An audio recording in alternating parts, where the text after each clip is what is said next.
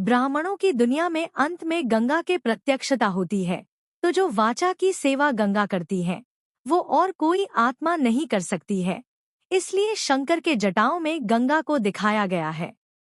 शंकर की जटा में जो कन्या दिखाई है वो किसका प्रतीक है, वो किसका यादगार है?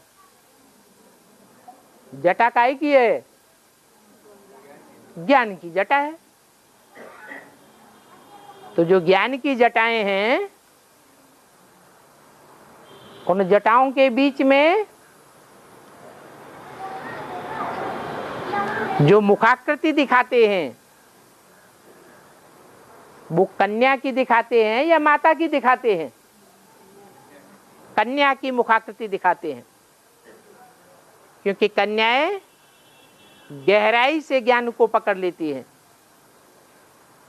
माताओं के मुकाबले। माताओं की बुद्धि तो घर गृहस्थी में अच्छी तरह घिस जाती है, कन्याएं तो पवित्र होती हैं, पवित्र बुद्धि में ज्ञान जास्ती ठहरता है।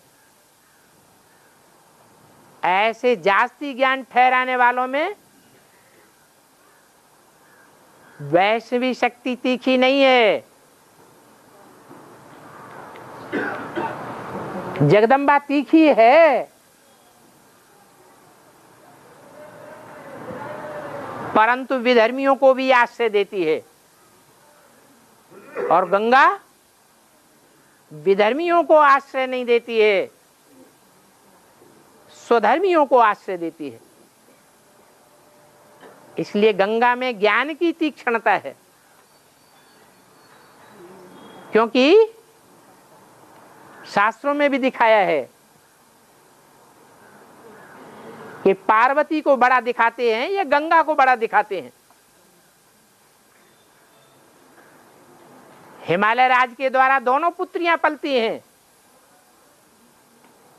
परंतु ज्ञान में बड़ी कौन है? गंगा बड़ी है। बल पार्वती धारणा स्वरूप है, परंतु ज्ञान की वो तीक्ष्णता नहीं है।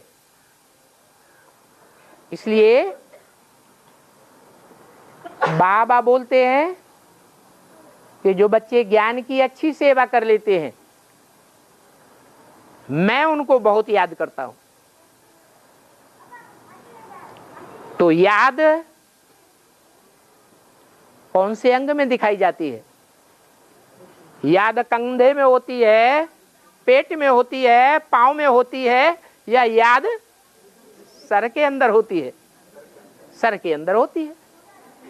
तो सर में वो गंगा को दिखाते हैं। मैं सर्व से उन बच्चों को बहुत याद करता हूं। ऐसे बच्चे मेरे सिर माथे पर धरे रहते हैं। जैसे कृष्ण की आत्मा ब्रह्मा बहुत सर्व से बुल है, बल शरीर छोटा हुआ है, सूक्ष्म शरीर से बहुत सेवा करती है, हनुमान मिसल। ऐसे ही गंगा साकार शरीर होते हुए भी जब ब्राह्मणों की दुनिया में अंत में प्रत्यक्ष होती है, तो जो वाचा की सेवा गंगा करती है वो सेवा और कोई आत्मा नहीं कर सकती। इसलिए शंकर की जटाओं में वो कन्या का रूप गंगा का दिखाया गया है।